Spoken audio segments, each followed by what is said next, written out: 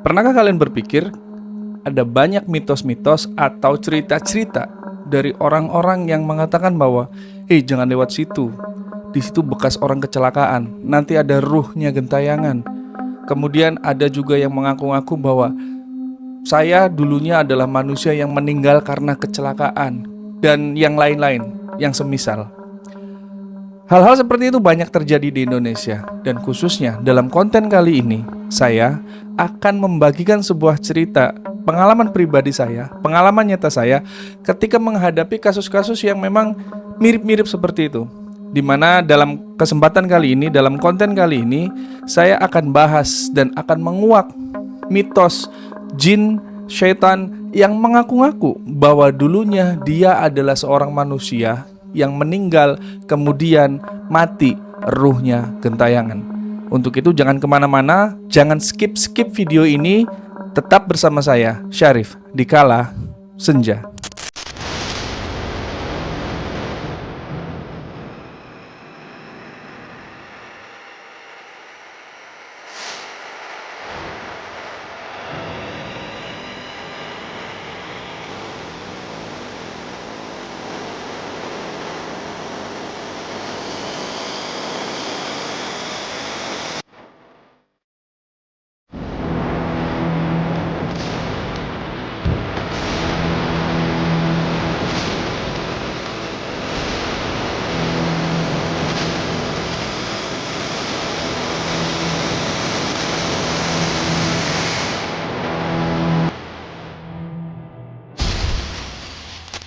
Oke, assalamualaikum warahmatullahi wabarakatuh teman-teman di Kala Senja dimanapun Anda berada, di Indonesia, di Taiwan, di Hong Kong, di Jerman. Kemarin ada yang ngasih gift, Masya Allah, terima kasih buat penonton saya yang di Jerman, kemudian yang di Arab Saudi, di Malaysia. Maaf saya tidak bisa balas komentar kalian satu persatu, tapi sekali lagi saya ucapkan terima kasih, syukron, jazakumullahu khairan sudah mau mendukung dan mensupport channel saya yang ya masih kecil ini.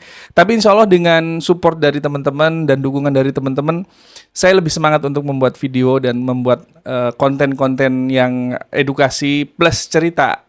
Jadi kenapa saya cenderung banyak cerita dan di belakangnya itu ada edukasi? Karena sebenarnya awalnya channel di Kala Senja itu pengen jadi full channel edukasi, tapi ternyata teman-teman lebih banyak yang suka ada cerita plus dengan tambahan edukasinya. Ya sudah, berhubung saya juga kasus yang pernah saya tanganin banyak gitu kan, jadi akhirnya saya petik beberapa kasus-kasus yang pernah saya tangani dan saya bungkus, saya blend di dalamnya untuk mendapatkan poin-poin edukasi yang insya Allah bermanfaat buat teman-teman. Nah, dalam kesempatan kali ini saya ingin menceritakan sebuah pengalaman pribadi saya ketika menghadapi atau menangani kasus di mana menurut saya menarik. Karena kasus ini terjadi di lingkungan saya, di tetangga gitu kan, di sekitar rumah saya di daerah Jatibarang, Indramayu. Karena teman-teman bisa tahu kan di daerah saya itu ada stasiun Jatibarang dan rumah saya juga dekat dengan stasiun Jatibarang. Jadi banyak mitos-mitos yang terjadi khususnya di perlintasan kereta apinya. Ada setan budek lah, kemudian juga ada tuyul yang suka lari-lari di atas rel gitu kan. Apakah itu benar terjadi? Nah, untuk itu saya ingin mulai menceritakan tentang pengalaman pribadi saya ketika menangani kasus seorang anak muda, perempuan, ya. Jadi kasus ini bermula ketika tahun 2025 kemarin, mau ke ujung sih, penghujung sekitar bulan Novemberan itu, saya menangani kasus.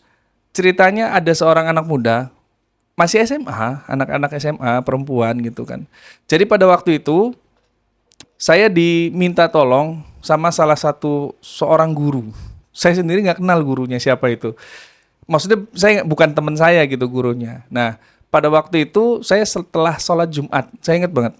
Setelah sholat Jumat pulang ke rumah gitu kan, baru copot sarung gitu, mau makan kan waktu itu. Mau makan terus tiba-tiba ada motor yang berhenti depan rumah saya. Ada dua orang. Yang pertama tuh anak SMA, tapi yang di belakangnya tuh Pak Guru, masih pakai baju apa ya namanya, baju adat gitu kan. Karena kalau hari Jumat kan pakai baju adat gitu. Saya pikir tuh orang nanya alamat. Nah akhirnya di depan pintu. Saya ngeliat kan belum sempat masuk karena saya masih pakai sarung, pakai kostum sholat Jumat gitu. Saya lihat kemudian si pak gurunya dari belakang kemudian nanya, "Assalamualaikum," gitu. Saya jawab, "Waalaikumsalam." "Iya Pak, ada yang bisa saya bantu?" gitu kan. Si pak guru itu datang ke saya dengan tergesa-gesa, panik, mukanya panik. Iya mas, punten saya mau nanya, sampean Kang Sarip bukan gitu. "Iya," saya bilang, "saya Sarip." "Kenapa Mas?"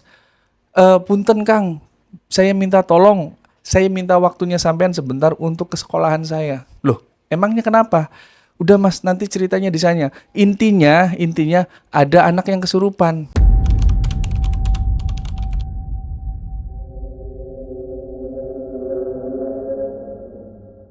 Kesurupan. "Loh, kesurupan?" saya bilang. "Kenapa menghubunginya ke saya?" "Pokoknya ikut aja dulu," gitu kan. Jadi belum belum sempat menjelaskan apa-apa karena pak gurunya itu panik. Ya, saya masih pakai sarung gitu kan, habis sholat Jumat masih pakai baju koko. "Oh ya udah Pak, yuk yuk," gitu ke sana. Kemudian saya ambil motor, nanti saya ngikut. Dan ini disclaimer, saya tidak akan menyebutkan sekolahnya apa, tapi yang jelas masih sekitaran Indramayu ini dan deket lah dari saya gitu kan. Sampai singkat cerita kemudian sampailah di sekolahan itu. Ya, ketika saya sampai di sekolahan itu, di depan pintu gerbangnya, ya, depan pintu gerbangnya itu banyak anak-anak yang lihat. Maksudnya anak laki-laki kan ketika hari Jumat mereka sholat Jumatnya di sekolah gitu kan. Nah, ketika saya masuk pada nyapa semua dong. Itu Mas Sarip katanya, Kang Sarip, Pak Sarip, ada yang bilang kayak gitu. Saya bingung, "Oh iya iya Nang, iya iya," gitu kan. Nang kan kalau Nang itu bahasa Indramayu artinya buat anak laki-laki gitu. Saya manggilnya Nang. "Oh iya," gitu. Nah, terus ada dua anak cewek sama cowok, nggak tahu kayaknya sih itu OSIS ya. Kemudian menghampiri saya parkir motor, kemudian dibilang, Pak, tolong teman saya." Saya nanya, "Kenapa nok temennya?" gitu kan. "Itu Pak kesurupan." "Loh, kesurupan dari kapan?" "Kesurupan dari semenjak siang." Maksudnya, jadi yang lain yang lain tuh sholat Jumat laki-laki tuh. Jadi memang waktu itu ada kegiatan eskul ya, ekstrakurikuler. Yang laki-laki pada sholat Jumat di masjid di sekolahan. Nah, yang perempuannya kan nggak sholat Jumat tuh. Nah, yang perempuan itu di kantin. Nah, si yang kesurupan ini kita sebut namanya si Linda deh. Tapi ini bukan nama asli. Linda itu anak kelas 11 atau anak kelas 2 SMA pada waktu itu. SMA SMK ya. Sorry, saya nggak bisa sebut SMA atau SMK. Saya global aja. Dia anak kelas 11, di mana si Linda itu ketika waktu sholat Jumat yang sama teman-temannya laki-laki pada sholat, yang perempuan-perempuan ini mereka pada nongkrong di kantin. Biasa memang setiap kegiatan kalau mau eskul juga kayak gitu. Jadi anak-anak itu nggak pulang setelah selesai bubar sekolah itu kan jam 11. Biasanya kalau anak-anak yang eskul, kemudian anak-anak OSIS, pembina dewan yang lain-lain, itu mereka nggak pulang sampai sore karena nyambung ke kegiatan ekstrakurikuler, termasuk si Linda ini. Nah, kemudian singkat cerita, ya udah Nok, ayo kita ke kelas langsung. Nah, ketika saya jalan menuju kelas pun disamperin lagi sama pak gurunya. Ayo Pak, berasa artis saya." Berasa artis langsung disambut, "Ayo Pak Sarip, silakan." Dan aneh itu mereka tuh pada tahu gitu kalau nama saya itu Sarip. Padahal saya sendiri nggak kenal dengan orang, maksudnya dengan guru di sekolah itu tuh saya nggak punya teman guru di sekolah itu khususnya. Kalau di sekolah-sekolah lain saya banyak teman-teman guru gitu kan. Di beberapa sekolah di Indramayu SMP, SMK, SMA banyak teman. Tapi khusus untuk sekolah ini saya nggak kenal. Beneran saya nggak kenal, satu pun nggak kenal. Tapi mereka pada tahu gitu. "Ayo Kang, silakan ke sini," gitu. Nah, kemudian singkat cerita, saya datanglah ke kelas. Nah, ketika datang ke kelas, ternyata kesurupannya itu nyamber. Kenapa nyamber? Jadi awalnya itu cuma si Linda yang kesurupan.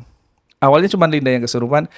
Ketika Pak Guru ini jemput saya ke rumah, atau manggil saya ke rumah, kemudian si teman-temannya yang tadinya coba nenangin gitu kan, terus ikut kesurupan juga. Ada 6 apa 8 anak gitu kan kesurupan. Perempuan semua yang kena. Teriak-teriak, jadi rame lah itu di kelas. Nah, kemudian singkat cerita ketika saya masuk kelas, wah ini kayak konser. Crowded, banyak, rame, banyak yang lihat anak-anak, ya anak-anak SMA kan pada kepo. Kemudian saya minta tolong sama Pak Gurunya. "Pak Guru, mohon maaf, saya minta air dong boleh?" gitu kan. "Oh iya Pak, nanti saya siapin," gitu. Kemudian saya masuk, ketika saya masuk mengucapkan, Assalamualaikum. Mereka pada ngeliatin semua. Yang tadinya pada mengerang-ngerang, ada yang jadi kayak maaf kayak kuntilanak gitu kan sambil ngelai-ngelai rambut padahal nggak ada rambutnya. Kemudian juga ada yang nangis-nangis, ada yang kayak orang bingung di depan jendela itu ngeliatin kanan kiri kanan kiri. Jadi itu di lantai 2. Nah jendelanya itu menghadap ke bawah, dia ngeliatin kayak seolah ada sesuatu di bawah padahal nggak ada apa-apa. Kemudian yang lebih aneh itu yang di pojok itu yang gedor-gedor apa namanya pembatas antara ruang kelas 1 sama kelas sebelahnya itu digedor-gedor jadi ada papan digedor-gedor gitu. Kemudian saya bilang, "Assalamualaikum." Mereka pada ngeliat saya semua. Cuma sekilas sebentar. Terus mereka teriak-teriak lagi kayak gitu. Kemudian saya tanya, "Pak Guru, mana yang pertama kali kesurupan?" Kemudian ditunjuklah salah satu anak perempuan, ya si Linda itu. Kata Pak gurunya, Itu Pak yang kesurupan. jadi si Lindanya cuma diem aja. Nggak histeris, nggak crowded, nggak rame kayak teman-teman yang lainnya gitu kan. Si Linda cuma duduk sambil nangis, sambil megang tasnya begini. Kemudian saya deketin kan si Linda. Saya bilang, "Nok," gitu kan. "Nok, kamu kenapa?" Tapi sebenarnya pakai bahasa Jawa ya. Sekali lagi Jawa Indramayu. "Kamu kenapa?" Terus dia nggak jawab, dia cuma nunduk sambil geleng-geleng kepala. Itu tandanya nggak apa-apa, maksudnya gitu. Terus saya tanya, "Nok, kamu kenapa?" Saya terus desak seperti itu. Akhirnya ya sudah, kalau memang kamu nggak bisa jawab, kamu duduk diam dulu di sini. Kamu duduk diam dulu, saya pengen beresin teman-teman kamu yang lain dulu. Kemudian saya ditarik tangannya nih. Ketika saya ngomong kayak gitu kan, saya mau beranjak nih gitu kan, mau ke temennya, kemudian saya ditarik gini. Tapi dia masih nunduk, nggak ngomong apa-apa, cuman bilang gini. Dalam hati, wah berarti kalau kayak gini memang bukan Linda nih gitu kan. Maksudnya bukan manusia, ini entitas lain. Setelah dia melakukan hal itu ke saya, akhirnya saya pun bersikap seolah-olah, bukan seolah-olah ya, saya bersikap menangani saya bersikap menangani jin gitu kan. Akhirnya saya bilang, "Oh gitu, berarti kamu sudah masuk nih ya, sudah nge-trance. Oke, lepasin tangannya, saya mau beresin supaya ini nggak rame." Dia tetap mencengkram gini tangan saya. Baju saya diginiin sambil gini. Akhirnya ya sudah, kalau kayak gitu saya ambil tindakan dong. Karena ketika saya ambil tindakan, saya cuma baca bismillah sambil kalau bahasa kitanya ditampel gitu, diturunin tangannya. Bismillah, berat. Ketika turun, saya langsung beranjak. Nah, ketika saya pergi pun dari si Linda ini, dia sempat nengok begini. Sambil ngeliatin saya. Terserah gitu kan, yang penting saya beresin. Nah, ke anak yang pertama, yang di pojok itu, saya liatin aja. Kayaknya ini beneran kesurupan nih. Karena memang kalau dalam kondisi seperti itu kita harus bisa membedakan mana yang kesurupan karena jin, mana yang kesurupan karena histeria atau psikologi gitu kan. Ketika saya lihat yang temannya Linda ini yang di pojok, ini karena jin nih gitu kan. Oke, berarti saya memperlakukan mereka, si anak ini dengan seperti ketika meruqyah orang yang kena kesurupan karena jin. Ya mungkin teman-teman sudah tahu lah ya, sudah paham bagaimana menyelepaskan gangguan jin yang bukan karena sihir atau karena nasab. Jadi saya cukup palingkan badannya sebentar, saya baca Bismillahirrahmanirrahim sambil ditoyor kepalanya. Jadi pada waktu itu badannya saya palingkan seperti ini karena kan dia mau mepet terus ke tembok kan, mukanya tuh ngadep ke tembok. Akhirnya saya balikin, kemudian Bismillahirrahmanirrahim saya toyor gini. Ketika ditoyor gitu terus dia langsung pingsan. Kemudian satu lagi yang di jendela itu, saya palingkan lagi badannya, saya begitukan lagi Bismillahirrahmanirrahim, toyor lagi kayak gitu, terus jatuh lagi. Nah, sampai ke yang terakhir dia berontak. Anak yang terakhir nih, jadi yang lain tuh pada pingsan sudah dievakuasi ke UKS. Kemudian yang terakhir nih, bukan si Linda ya, maksudnya ada satu lagi. Kalau Linda mah masih tetap duduk gitu kan di tempat duduknya. Yang satu ini nih, dia lari, muterin kelas sambil ketawa-tawa. Cewek, badannya nggak anak kelas 11 gimana sih gitu kan, nggak gede-gede amat segitulah. Tapi tenaganya Masya Allah, itu dipegangin sama temen ceweknya, ada 5 orang kalah itu sama satu orang itu. Padahal kalau dilihat dari tubuhnya itu lebih gede yang megangin. Tapi ketika dipegang sama 5 anak yang cewek juga, Itu terpental itu anak-anak cewek yang megangin. Akhirnya ya wes, Pak, tutup pintunya. Maksudnya jangan sampai dia keluar. Kalau keluar repot. Bukan nanti dia jadi naga atau jadi apa ya, tapi nanti repot ngejarnya gimana. Akhirnya ditutuplah pintunya sama Pak Guru. Karena waktu itu sempat pengen keluar juga tapi dihadang. Nah, singkat cerita pintunya ditutup, kemudian saya pepetin lagi, saya paksa lebih keras lagi, akhirnya kena tuh kepegang. Jadi si anak itu dipegang sama teman-temannya dari sini, dari belakang gitu kan, saya dari depannya. Dia panik kayak gini.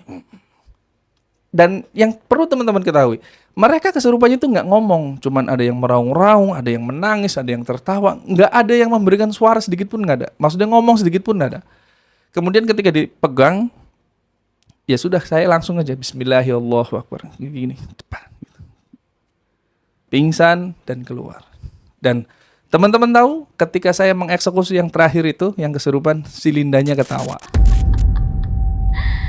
Ternyata kamu hebat juga.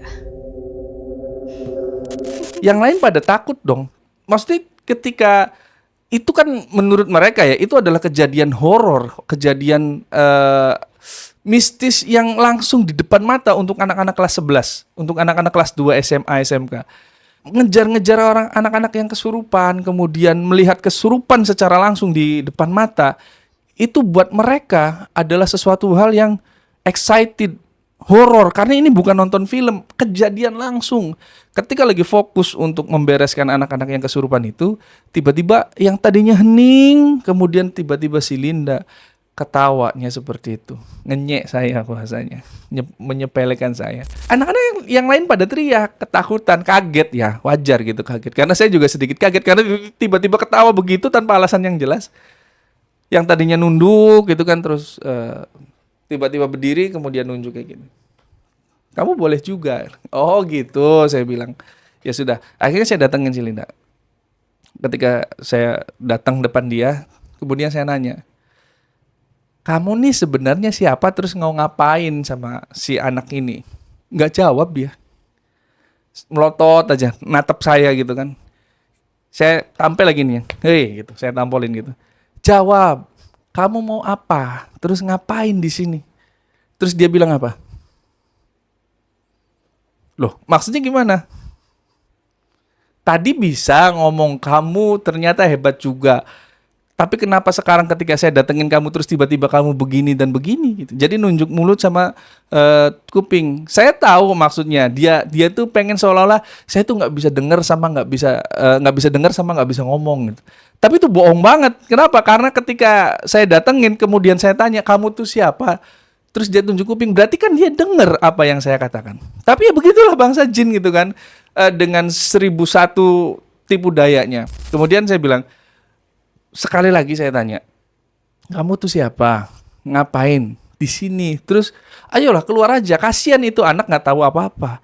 Kalau berani, jangan sama anak kecil. Saya bilang sama saya. Ayo, mau di mana? Bilang gitu. Wah ya sudah kalau kayak gini mah, saya bilang. Akhirnya saya lakukan ruqyah secara paksa. Maksudnya ruqyah secara paksa itu melepaskan pengaruh jin yang ada di dalam tubuhnya si Linda dengan teknik ruqyah instan namanya. Ruqyah instan. Saya pikir setelah di ruqyah instan itu selesai. Jadi saya pegang ininya pundaknya si Linda, saya pegang begini, kemudian saya bacakan A'udzubillahi minasyaitonirrajim, ayat-ayat ruqyah, dan saya toyor kepalanya begini. Dia nggak pingsan dong, maksudnya dia nggak lepas dong, cuman begini, terus balik lagi sambil senyum. Wah, berarti kalau begini, ini bukan jin yang nyasar, ini ada ikatan lain. Oke kalau gitu. Kalau yang lain kan teman-teman dia yang kesurupan ketika ditoyor begitu sudah pingsan kemudian sadar dan nggak ada kesurupan lagi, berarti itu hanya itu hanya jin biasa yang masuk. Tapi ketika ini dipakai teknik ruqyah instan, dia bisa ngelawan dan balik lagi. Berarti dengan kondisi seperti itu, saya yakin itu lebih dari kesurupan biasa. Maksudnya bukan jin biasa. Akhirnya saya dudukkan, saya minta, Pak, air yang tadi mana? Dikasih, kemudian saya bikin air ruqyah. Dengan sangat terpaksa, karena saya nggak bawa sarung tangan pada waktu itu, ini saya ngomong jujur aja. Saya ambil airnya, kemudian setelah airnya diruqyah ya, saya ambil airnya kemudian saya raupin ke mukanya. Dari situ dia ngerasa terbakar dan panas. Kemudian saya bilang, kamu keluar, kalau tidak saya bisa nyiksa kamu jauh lebih parah daripada ini. Itu sambil saya bacakan ayat-ayat dan sambil saya tekan ini kening di sininya. Supaya apa? Memberikan pressure. Ada di sini namanya otot pembuluh darah. Jadi kata Rasulullah itu kan jin itu masuk ke dalam anak cucu Adam melewati pembuluh darah. Berarti bangsa jin itu ketika mengontrol seluruh tubuh manusia melewati pembuluh darah manusia. Jadi yang saya tekan itu adalah pembuluh darah besarnya. Khususnya karena dia perempuan ya, wanita walaupun masih anak SMA, tapi saya benar-benar sangat hati-hati gitu. Yang saya pegang itu hanya di sininya. Kalau laki-laki, wah ya mungkin enak banget, saya bebas mau ngapain aja. Tapi kalau perempuan ini yang agak sulit, susah gitu. Saya hanya sangat-sangat terbatas gitu kan. Saya tekan di bagian dahi ini dan dia menjerit kesakitan dan akhirnya keluar. Kemudian pingsan, blackout. Saya sadarkan, saya bilang, "Nok, ayo bangun dulu." Namanya siapa? Saya tanya sama guru. Namanya Linda, Pak. Oke. Nok, Linda bangun gitu kan. Nah, ketika melek bangun, terus dia tiba-tiba duduk kaget sambil napasnya terengah-engah gitu kayak habis lari. Kemudian dia nangis. Takut katanya. "Pak, saya kenapa? Kok tadi saya ngimpi kayak tidur dikejar-kejar sama kuntilanak?" Ya, dikejar-kejar kuntilanak. Jadi pengakuannya si Linda ketika tadi setelah kesurupan itu, dia bilang dia tuh lagi tidur.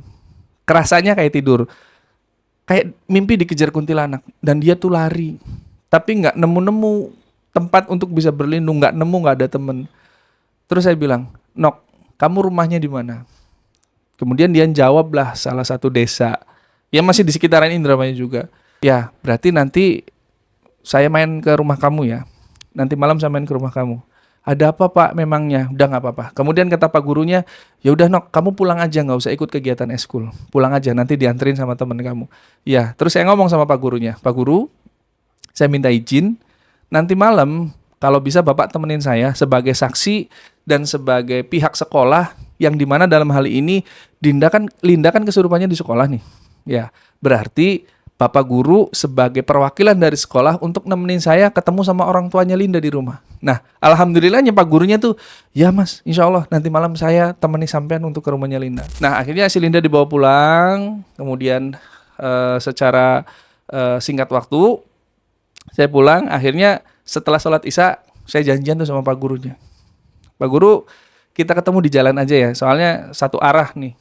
Karena rumahnya Pak gurunya itu deket sama rumahnya Linda, jadi saya yang nyusulin ke sana. Ketika sampai di rumahnya Linda, gitu kan, saya ketemu sama Pak gurunya, bilang "Assalamualaikum," "Waalaikumsalam" sama orang tuanya. Kemudian duduklah di ruang tamu.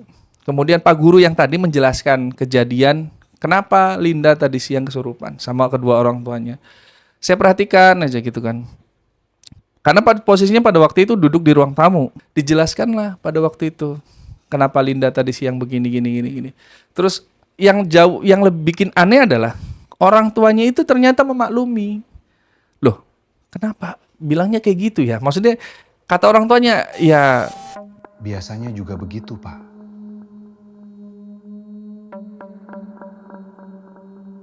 Loh, kok biasanya gue gitu? Iya, karena si Linda itu memang kata orang pinter. Nih, sekali lagi saya bilang, kata orang pinter atau ya kalau di Indramayu sebutannya dukun lah ya. Si Linda itu tulang wangi katanya. Linda itu tulang wangi dari lahir.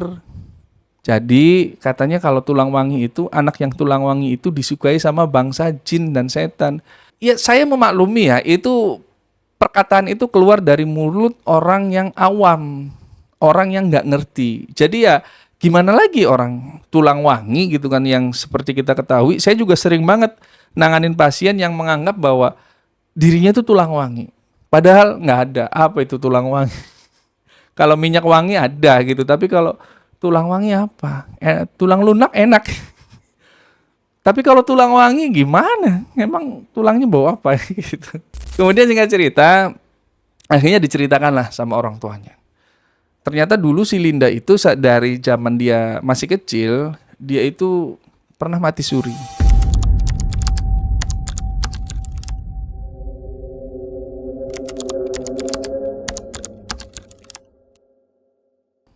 Dan ini nanti kita akan bahas. Apa itu mati suri, dan ada beberapa komentar juga yang menanyakan bahwa Mas Arif tolong bahas mati suri dong gitu, menurut pendapat Islam gimana, nanti saya bahas. Karena saya juga lagi tanya ke ustadz saya, jadi ketika ada pertanyaan itu saya nggak langsung serta-merta jawab seenak jidat saya, nggak. Saya tanya sama ustadz saya tanya sama guru-guru saya.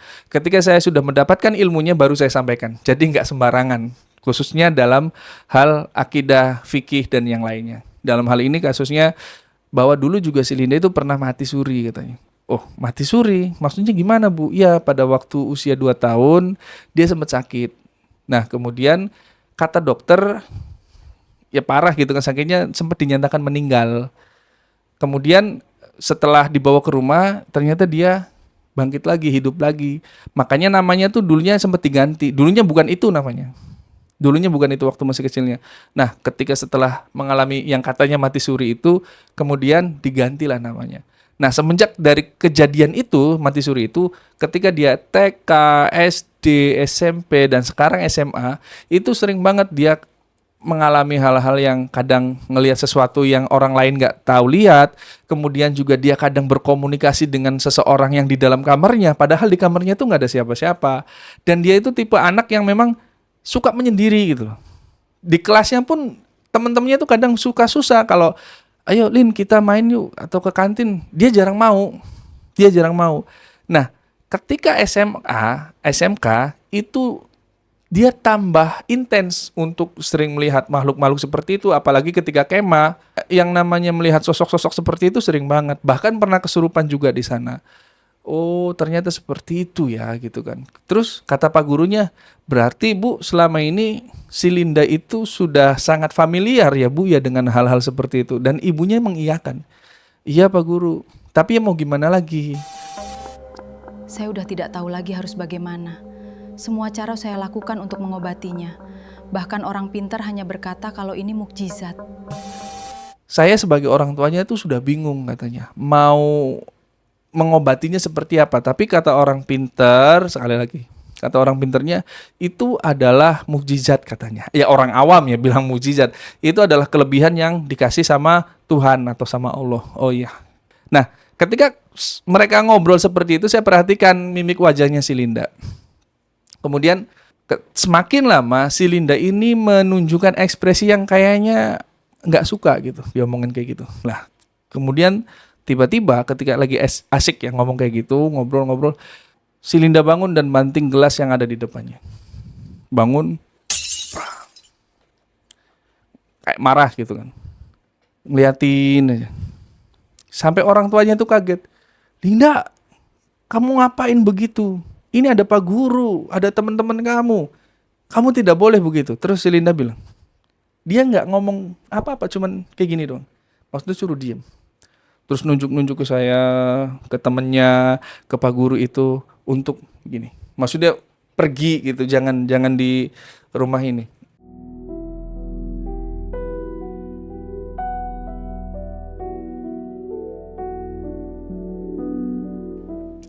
Ketika dia melakukan gestur tubuh seperti itu, yang jelas temennya takut, Pak Gurunya juga takut karena memang nggak ngerti gitu kan. Saya berdiri dong. Kemudian saya tunjuk langsung. Karena itu ranahnya tuh bukan diskusi lagi ya kalau menurut saya, tapi sudah mengarah ke intimidasi. Saya berdiri dan saya tunjuk. Siapapun kamu yang sekarang di tubuhnya Linda, saya tantang kamu untuk keluar kalau berani. Kalau berani jangan sama anak kecil. Saya kalau ngadepin orang yang kesurupan terus wanita, anak kecil, saya pasti ngomong kayak gitu supaya Pak, saya tuh pengen mengintimidasi psikologisnya bangsa jin, ya. Memang agak gimana gitu, tapi ya itu cara saya. Saya bilang, saya tantangin. Kalau berani jangan sama anak kecil, terus ngumpet di tubuhnya anak kecil ngapain? Keluar. Kalau berani sama saya. Ayo, maunya di mana? Terus dia gini. Maksudnya saya tuh nggak ada apa-apanya sama dia. Saya ngerti kok bahasa tubuh kayak gitu. Oke kalau gitu, sok. Kamu maunya seperti apa?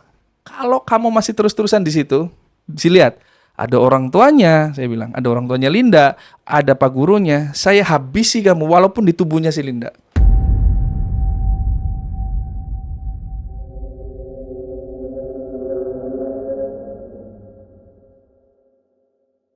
Kemudian dia marah, matanya merah melotot ke saya.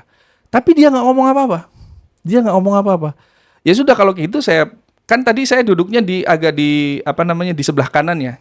Di sebelah kanan kursi panjang sofa itu. Kemudian saya bilang, Pak Guru izin saya ke samping kiri. Kemudian saya samping kiri, saya datengin itu si Linda. Dianya sambil begini, marah depan saya. Saya langsung tunjuk. Karena saya siap sarung tangan pada waktu itu. Saya bacakan ayat-ayat ruqyah langsung. A'udzubillahi minasyaitonirrajim. Bismillahirrahmanirrahim.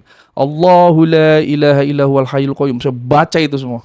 Terus lama-lama sampai beberapa ayat dia begini akhirnya.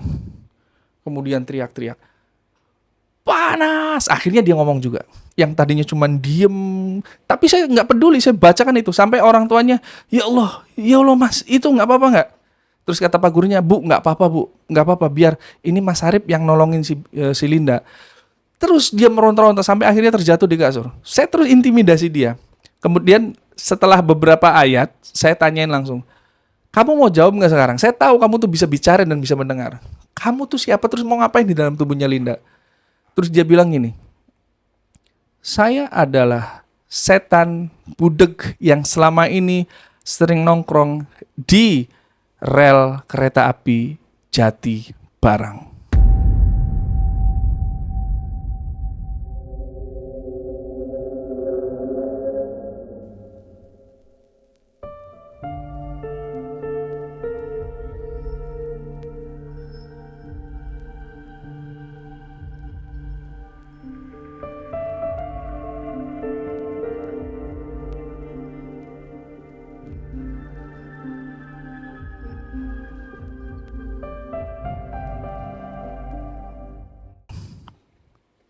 Takut karena memang image setan budeg yang banyak terjadi di tempat saya ini, di dekat stasiun kereta api Jati Barang ini, yang katanya menjadi penyebab orang-orang yang tertabrak kereta api dari belakang karena mereka nggak dengar karena ditutupi oleh setan budeg itu.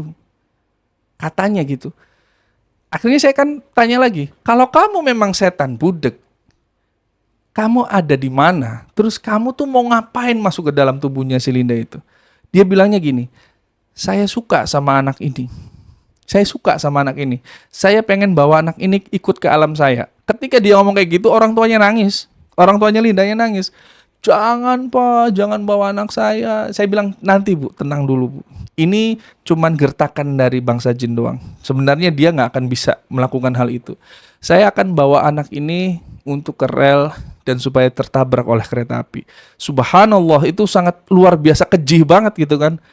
Karena memang si Linda itu anaknya tertutup. Kadang dia itu lebih suka menyendiri gitu kan. Nah, makanya teman-temannya tuh aneh. Kadang kalau di sekolahan duduk sama si Linda itu kalau ditanya itu nggak denger apa malas jawab, tapi kebanyakan dia diem gitu. Nah, ketika posisi itu, saya terus ancam dia. Kalau kamu memang suka ataupun demen sama Linda, nggak begini caranya. Terus kamu kenapa sok-sokan ngaku jadi setan budeg? Ya, dia ngaku terus. Karena saya itu dulunya adalah seorang manusia yang meninggal tertabrak kereta api. Nah, di situ pun nambah-nambah bohongnya. Tapi karena orang awam, banyak yang kemakan hal-hal kayak gitu. Termasuk di blog saya juga ini, di gang saya juga. Khususnya di Jati Barang ini, mitos tentang setan budeg itu, wah itu luar biasa banget. Karena memang dari beberapa tahun belakangan banyak kasus kecelakaan orang yang tertabrak kereta api. Kata orang pintar sini atau dukun-dukun lokal sini yang dukun sok tahu itu, mereka bilang ada setan budeg. Bahkan ada sampai digelar kayak ruatan gitu loh, supaya di jalur perlintasan rel itu tidak memakan korban lagi. Kalau bahasa Indramayu namanya tumbal atau wadal gitu kan. Tapi sekali lagi saya bilang, kamu tidak boleh ada di tubuhnya Linda dengan alasan apapun. Kamu terserah mau ngaku setan budeg, setan nyanyi, setan teriak-teriak, terserah apapun itu judulnya terserah. Tapi yang jelas, kalau kamu sudah masuk ke dalam tubuhnya Linda, urusannya sama saya. Urusannya sama saya dan saya tidak mau kamu ada di dalam tubuhnya Linda dengan alasan apapun. Terus dia bilang apa? Kamu boleh mengusir saya, tapi saya akan terus meneror orang-orang supaya tidak mendengar suara sirine dan klakson kereta api itu. Wah, itu luar biasa. Dia ngomongnya tuh kayak mengintimidasi gitu loh. Jadi posisinya dia lagi tiduran karena memang saya intimidasi dengan bacaan ayat-ayat Quran. Tapi ketika dia bicara itu seolah-olah mau menekan saya, mau memberikan tekanan pressure ke saya supaya hati-hati kamu. Kemudian singkat cerita saya langsung eksekusilah itu. Ya memang sampai malam, sampai jam 12 malam gitu kan, naik turun dia. Dan ternyata selain ada jin yang ngaku setan budek itu, si Linda juga ada nasabnya. Kenapa nasab? Ternyata bapaknya si Linda itu punya jimat banyak. Tapi bapaknya si Linda itu nggak ngerti kalau itu mengandung jin yang ternyata selama ini mengganggu kehidupan anaknya. Padahal bapaknya si Linda itu, bapaknya Linda itu cuma dititipin katanya. Dititipin dari orang tuanya, dari leluhurnya, dari neneknya. Ada raja, ada keris, kemudian juga ada batu yang disimpan di dalam lemari. Nah singkat cerita saya nggak akan fokus ke situnya karena barang-barang itu saya evakuasi semua, saya ambil semua, saya bakar semua, kerisnya juga saya gerinda semua. Karena bapaknya memang juga, ya mangga mas silakan, kalau saya emang nggak pernah diurus katanya. Ada tempel-tempelan raja di rumah pun saya nggak tahu mas gunanya apa. Itu dari almarhum orang tua saya dulu masang-masang seperti itu.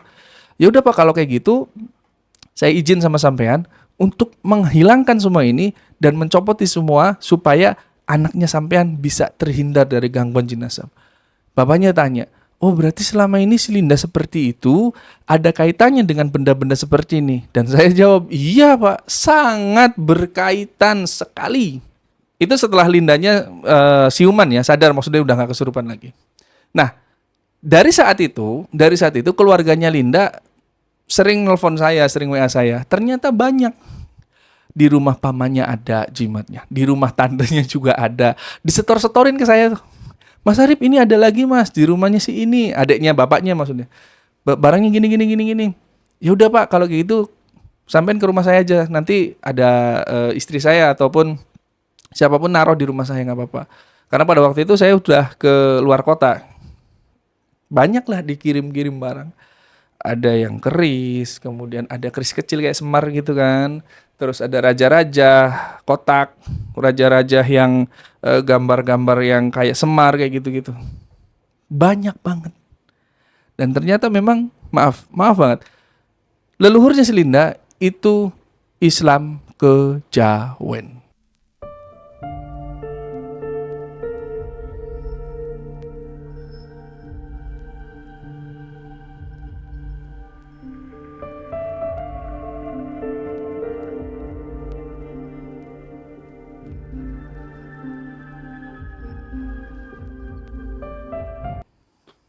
Islam kejawen, hati-hati. Saya ngomong belak-belakan aja. Islam kejawen itu hati-hati.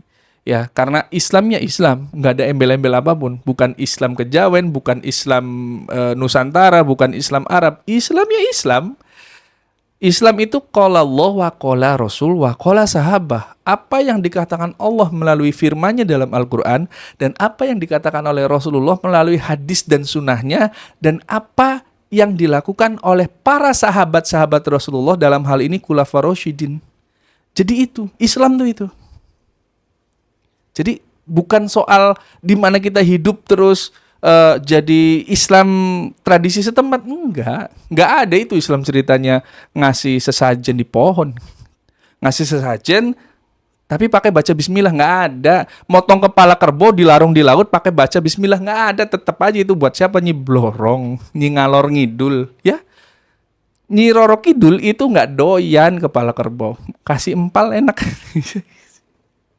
Ya, jadi maaf, ini saya agak melebar kemana-mana karena memang tujuan saya itu ya. Singkat cerita, kemudian si Lindanya sudah selesai beres dan saya mau ngupas hal yang tadi disebutkan oleh si Jin tadi. Setan budek. Sebenarnya ada nggak sih setan budek? Kalau dari perspektif agama Islam dan kacamata agama Islam, khususnya saya pribadi nih, sebagai roki atau sebagai peruqyah, yang namanya setan budek itu adalah mitos yang sukses dibangun oleh bangsa jin untuk kita manusia. Kenapa? Ketika kita labeli, dikasih label, dikasih branding, setan budek, wah itu kayak merek-merek branded gitu kan. Padahal itu hanya jin yang mempengaruhi psikologis manusia hingga akhirnya tertabrak atau kecelakaan. Aslinya adalah orang-orang yang mengalami kecelakaan, misalkan tertabrak kereta ataupun yang semisalnya, itu adalah orang yang secara psikologisnya ngedrop, down gitu kan, depresi, stres, hingga akhirnya dia hilang fokus untuk berkendara, untuk melihat lingkungan sekitar. Bangsa jin tuh mainnya di situ. Jadi bukan bangsa jin yang sengaja nutupin kuping orang terus jadi nggak denger, ayolah, nggak ada kayak gitu. Makanya Rasulullah mengajarkan kita kalau ingin menaiki kendaraan, kemudian beristirahat di suatu tempat, ada zikir atau doa-doa tertentu yang diajarkan Rasulullah. Supaya apa? Supaya kita terhindar dari gangguan jin dan syaitan. Oke, itu yang pertama. Kemudian yang kedua, dia mengaku bahwa dia dulunya adalah manusia yang mati atau meninggal karena tertabrak oleh kereta api di sekitaran sini katanya. Tapi karena memang banyak kasus kecelakaan juga di sini gitu kan, orang-orang yang tertabrak, mobil yang tertabrak dan banyak yang meninggal dunia gitu. Semoga Allah rahmati mereka, orang-orang yang meninggal itu. Mereka si setan itu ngaku bahwa dia dulunya adalah manusia yang mati tertabrak dan jadi setan. Pertanyaan saya adalah, kenapa banyak orang awam atau orang kita khususnya di warga Indonesia itu justru melegitimasi atau mengiyakan hal-hal seperti itu? Padahal itu saya jamin 1000% bohong. Karena sejatinya orang yang meninggal dunia itu ruhnya, arwahnya itu akan diambil oleh malaikat maut. Hadisnya panjang banget tentang proses meninggalnya seseorang. Saya singkat dengan bahasa saya sendiri. Ketika ada orang meninggal, orangnya itu soleh, orangnya itu baik, orangnya itu rajin ibadah, maka ruh yang keluar itu akan diambil oleh malaikat pencabut nyawa atau malaikat maut. Keluarnya itu seperti air yang keluar dari mulut kendi. Itu hadisnya seperti itu. Kemudian ditangkap oleh kain kafan yang didatangkan dari surga.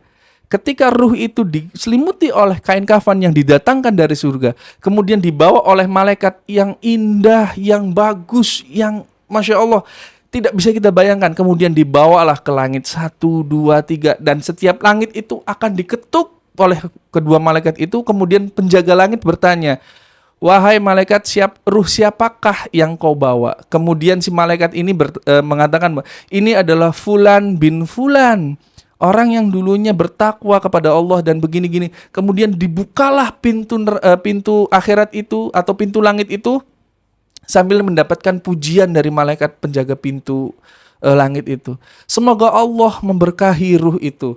Kemudian terus sampai akhirnya ketika si mayatnya masuk ke liang lahat, barulah ruh itu dikembalikan ke liang lahat itu. Ketika di liang lahat, ketika ruhnya baik, ruhnya bertakwa, maka ada yang namanya nikmat kubur. Apa itu nikmat kubur? Nikmat kubur adalah nikmat di mana ketika kita meninggal menunggu hari kiamat, Allah akan bentangkan wangi surga. Allah akan berikan kenikmatan yang indah di dalam kubur sambil menunggu hari kebangkitan. Itu adalah proses kematian. Sedangkan kalau ruhnya bermasalah, ruhnya yang fasik, ruh orang kafir, ruh yang tidak pernah beribadah, kata Rasulullah di dalam hadisnya, maka ruh itu akan didatangi oleh dua malaikat yang menyeramkan, yang kasar, yang bau, kemudian diambil ruhnya seperti sekulit kambing yang kemudian ditaruh di pohon yang berduri dan ditarik sekuat tenaga hingga rasa sakit dan perihnya sungguh sangat menyedihkan. Kemudian ditangkap oleh kain kafan yang didatangkan dari neraka dan dibawa oleh malaikat yang kejam, yang buruk rupa, yang bengis di antara ke pintu langit. Kemudian ditanya sama malaikat penjaga pintu langit, wahai malaikat, ruh buruk siapakah yang kau bawa ini? Dijawab seperti itu. Panjang hadisnya, saya lihat sendiri, saya tahu. Kemudian dibawa ke liang lahat. Ketika sampai liang lahat, ruh itu akan mendapatkan siksa kubur, akan mendapatkan siksaan. Kenapa engkau tidak menjalankan ibadah? Kenapa? Mungkin teman-teman yang nonton konten kali ini pasti tahu ketika orang meninggal dunia pasti ada pertanyaan dari malaikat, man robuka, man nabiyuka, kan kayak gitu-gitu kan. Dari SD anak saya juga diajarin kayak gitu. Nah, ketika sudah tua, kemudian ada orang meninggal karena kecelakaan misal, terus ada yang lihat, tiba-tiba percaya kalau itu adalah ruh orang yang meninggal. Dari mana?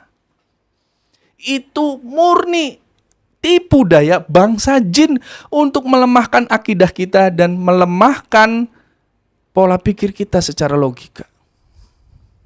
Mungkin banyak konten-konten kreator di luar sana yang mengatakan bahwa kita ekspedisi malam menelusuri tempat terbengkalai. Dulunya ini noni-noni Belanda.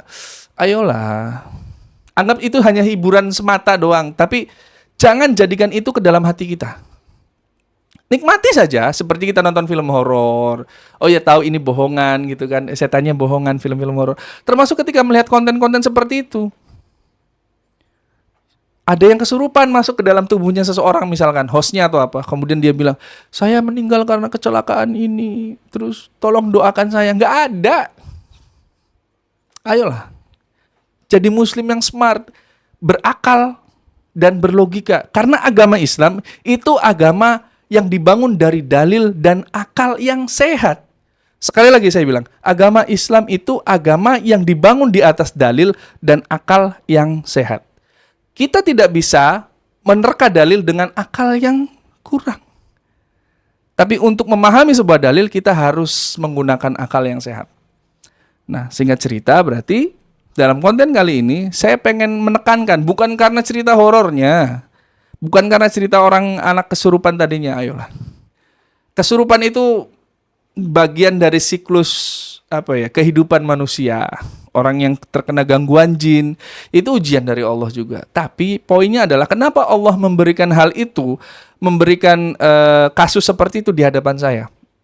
Supaya saya juga belajar, supaya saya juga bisa menyampaikan bahwa akidah yang benar tuh begini gitu. Gak ada ruh penasaran, ruh gentayangan itu gak ada. Itu cuma di film, cuma di bioskop. Mati penasaran itu gak ada. Ayo, mau pakai dalil, mau pakai data, atau mau pakai logika, dilihat dari sudut pandang manapun nggak ada. Tapi mas kan ada cerita di di jalan ini bekas meninggal orang kecelakaan. Itu adalah tipu dayanya bangsa jin supaya apa? Membangun mitos di situ, membangun cerita-cerita bohong di situ. Ketika cerita bohongnya sukses, ketika cerita bohongnya bisa meledak, FYP booming, bahkan diliput oleh sosial media, diliput oleh konten-konten kreator dan dijadikan bumbu-bumbu kesyirikan, boom.